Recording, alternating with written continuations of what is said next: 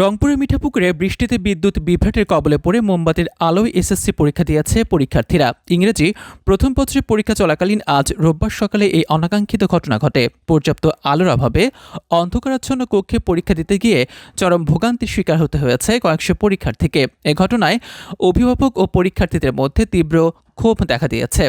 সরেজমিনে উপজেলার পায়রাবন্ধ বেগম রোকেয়া স্মৃতি গার্লস স্কুল অ্যান্ড কলেজ কেন্দ্রে গিয়ে দেখা যায়, বিদ্যুৎ না থাকায় এবং বাইরে ছোট আবহাওয়ার কারণে পরীক্ষার কক্ষগুলো অন্ধকার হয়ে পড়ে।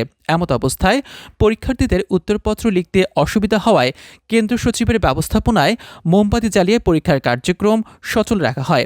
মোমবাতির অল্প আলোয় পরীক্ষা দিতে অভ্যস্ত না হওয়ায় অনেক পরীক্ষার্থীকে হিমশিম খেতে দেখা গেছে। ভুক্তভোগী পরীক্ষার্থী ও কেন্দ্র কর্তৃপক্ষ জানায়, সকাল থেকে কেন্দ্রে বিদ্যুৎ ছিল না। বারবার পল্লী বিদ্যুৎ অফিসে যোগাযোগ করা হলেও কোনো সমাধান মেলেনি। পরীক্ষার মাঝপথে আকাশ মেঘলা হয়ে ঝোড়ো বৃষ্টি শুরু হলে কক্ষের ভিতর অন্ধকার নেমে আসে, ফলে বাধ্য হয়েই মোমবাতি জ্বালাতে হয়। এ বিষয়ে কেন্দ্রের সচিব ও বেগম রোকেয়া স্মৃতি গার্লস স্কুল অ্যান্ড কলেজের অধ্যক্ষ মাহিদুল আলম বলেন, পরীক্ষায় নিরবিচ্ছিন্ন বিদ্যুৎ সরবরাহ থাকবে বলে জানতাম, এজন্য বিকল্প কোনো ব্যবস্থা রাখা হয়নি।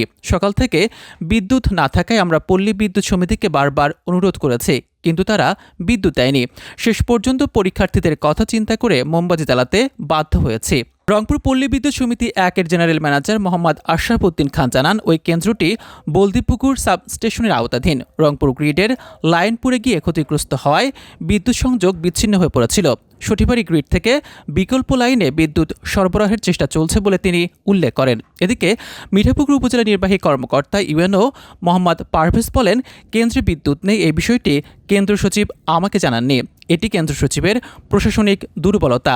আমি বিষয়টি গুরুত্বের সাথে খতিয়ে দেখে প্রয়োজনীয় ব্যবস্থা গ্রহণ করছি। শাহরিয়ার মিমের তথ্যে ডিআরপি নিউজ ডেস্ক, রংপুর।